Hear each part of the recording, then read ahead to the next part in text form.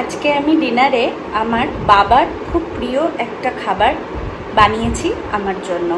আমার আম্মা অর্থাৎ আমার বাবার মা, মানে আমাকে ছোট থেকে আমার ঠাকুমাকে আম্মা ডাকটাই শেখানো হয়েছে। আমি কিন্তু আমার আম্মাকে দেখিনি, আমার বাবার বিয়ের আগেই আমার আম্মা চলে গেছেন। তো আমার আম্মা এবং আমার বাবার যিনি সোনা দিদা, মানে সোনা মা বলতেন বাবারা, আর আমি সোনা দিদা বা সোনা আম্মা বলি, তিনি হচ্ছেন আমার আম্মার মা। তো এই দুজনে নাকি বাবাদেরকে, সব ভাই বোনদেরকে ছোটোবেলায় নাকি এই মিষ্টি পরোটাটা করে দিতেন চিনি দিয়ে।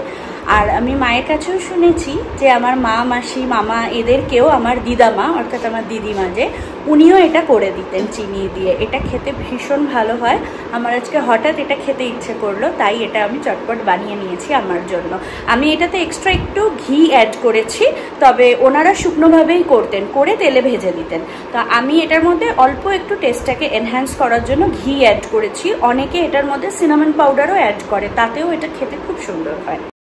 আমি যখন ছোট ছিলাম আমাকেও ছোটবেলায় আমার মা এই চিনির পরোটাটা বানিয়ে দিতেন। ভীষণ পছন্দের একটা খাবার ছিল। তারপর কালের সাথে সাথে বিভিন্ন রকম বাইরের খাবারে মন মুগ্ধ হয়ে গিয়ে এই ধরনের ঘরোয়া ছোট ছোট্ট খাবারগুলো কোথাও যেন আমাদের জীবন থেকে হারিয়ে গিয়েছিল। আজকে হঠাৎ করেই আমার এই খাবারটার কথা মনে পড়ে। একটা টিভি শোতে একজনকে আমি মিষ্টি পরোটা বানাতে দেখি, সেটা দেখে আমার হঠাৎ এই খাবারটার কথা মনে পড়ে এবং এর সাথে কত রকমের কত স্মৃতিও আমার মনে পড়ে।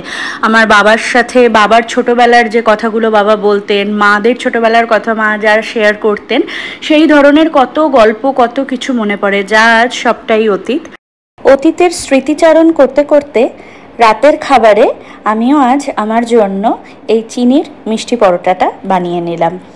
তার সাথে আমি ভিডিওতে দেখিয়েও দিলাম যে আমি কিভাবে এই পরোটাটা বানিয়েছি।